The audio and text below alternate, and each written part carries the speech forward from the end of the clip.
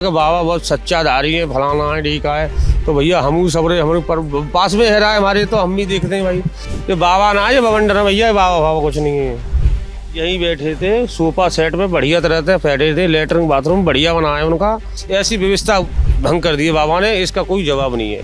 100-200 आदमी मार दिए, बताओ जो बाबा है, बाबा होते सच्चे दिल तो होते तो फिर जिंदा कर देते। बाबा का रास्ता वो अलग था, बिल्कुल वीपीआई में आयो, आराम से आओ और आराम वीआईपी में जाना है, वीआईपी में आना उनको। ये हमने बाबा पहली दफा देखे, ये पहली दफा देखे, और पहली दफा ही हमने मतलब जो है सुना है कि बाबा बहुत सच्चा धारी है, फलाना है, ठीक है। तो भैया हम सबरे हमारे पर पास में है रहा है हमारे, तो हम भी देखते हैं भाई, तो हम भी उधर ठाड़े है गए, देखे गए। और वो उनके गार्ड है नहीं है, वो कहीं किसी को घुसने नहीं देते हैं। गार्ड कौन होता है? गार्ड में महिलाएं पुरुष? महिला भी है, पुलिस भी है, सब रही हूँ। अच्छा, तो वो क्या अलग कपड़ा वपड़ा पहने हुए? हाँ, वो सब एक ही रंग में साड़ी है, एक ही रंग में टोपी है, एक ही रंग में आदमी का है, सब इस तरह। अब क्या रंग था कपड़े का उनके? कपड़ा का रंग वैसा ही था, लाल हरा लाल सफेद सफेद हो, गेरुआ से। हाँ, उनके सुरक्षा कर्मी थे जो उनके ये जो नारायण साकार हरि है, इनकी सुरक्षा में महिलाएं और पुरुष दोनों होते हैं, ऐसा बताया जा रहा है। उनका अपना अलग ड्रेस कोड होता था, गेरुआ रंग का, हल्के से पिंक रंग के कपड़ों में वो होते थे। और यहाँ पर वही लोग, सारा जो इंतज़ाम है वो उन्हीं के ही ज़िम्मे था, वही लोग ये सारी जिम्मेदारी हर जगह जहाँ पर भी इनका दरबार सजता है, जहाँ पर भी इनका सत्संग होता है, वही लोग ये सारी जिम्मेदारी निभाते हैं। क्या आपका नाम क्या हुआ? मेरा नाम राजू है। राजू। कौन से गांव से हैं? यही मुगलगढ़ी से हूँ। तो कल आप यहाँ इस घटना स्थल कल हाँ आए थे यहाँ पर। आए थे आप? सुनने के लिए आए थे? सुनने के लिए आए थे। क्या मंजर था? कितने बजे शुरू हुआ कार्यक्रम? आए 12 बजे करीब, 1.5 घंटा कम से कम करा इनने।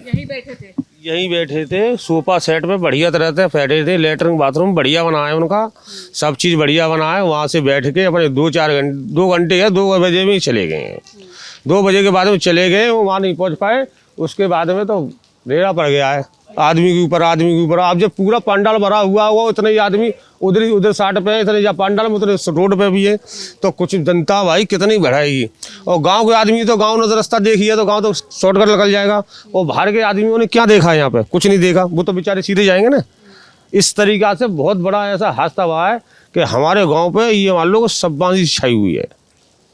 इतना बड़ा हादसा हो गए, शब्बानी छाई हुई है, काऊ किसी के यहाँ खाना बना या न बना, ऐसी व्यवस्था भंग कर दी है बाबा ने, इसका कोई जवाब नहीं है। ऐसा बाबा मैंने कहीं नहीं देखा भैया। ये जो नारायण साकार हरि है, कौन इनके भक्तजन लोग, कौन आसपास के यहाँ गांव के लोग थे? ना, हमारे गांव में कोई नहीं है भक्त है का। हाँ, ये तो पहली दफे जुड़ने जा रहे, सो बंदे उतार के माला फेंक दी। क्या करेंगे? हम मरेंगे, क्या करें बताओ ना। ये बाबा ना, ये बवंडर है भैया, बाबा बाबा कुछ नहीं है। 100-200 आदमी मार दिए, बताओ जो बाबा है, बाबा होते सच्चे दिल तो होते तो फिर जिंदा कर देते। तो फिर कल आपने क्या देखा जब यहाँ पर घटना हुई, भगदड़ मच गई, कई लोग एक दूसरे के ऊपर चढ़ गए? देखा वो आदमी उठा के टाटा में डाल रहे, कोई गोरू वाल रहा है, कोई डाल रहे, कोई डाल रहे, इधर जा रही है तो इधर में डाल रहे, इधर जा रही है तो इधर डाल रहे। आदमियों की व्यवस्था, छोटे छोटे बच्चे को बताओ तो क्या। लोगों के निकलने के लिए बस यही एक रास्ता था? यही रास्ता था। और बाबा के निकलने के लिए अलग रास्ता बना? बाबा का रास्ता वो अलग था, बिल्कुल वीपीआई में आयो, आराम से आओ और आराम वीआईपी में जाना है, वीआईपी में आना। उनको कोई लेना देना नहीं है बाबा को। तो ये जो नारायण साकार हरि है, जिनका असल नाम सूरजपाल बताया जाता है, इनके बारे में जानकारी अब तक ये पता चली है कि ये पहले यूपी पुलिस में भी थे, लोकल इंटेलिजेंस यूनिट में इन्होंने काम किया। उसके बाद इनके ऊपर यौन शोषण का आरोप लगा, फिर इनको नौकरी से बर्खास्त कर दिया।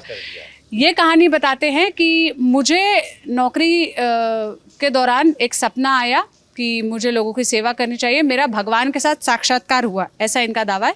उसके बाद इन्होंने नौकरी छोड़ दी।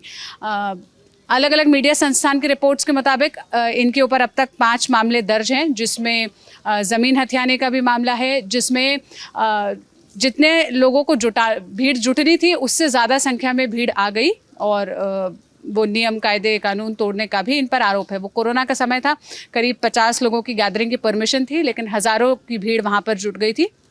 जिसके बाद ये नारायण साकार हरि के ऊपर FIR दर्ज हुई।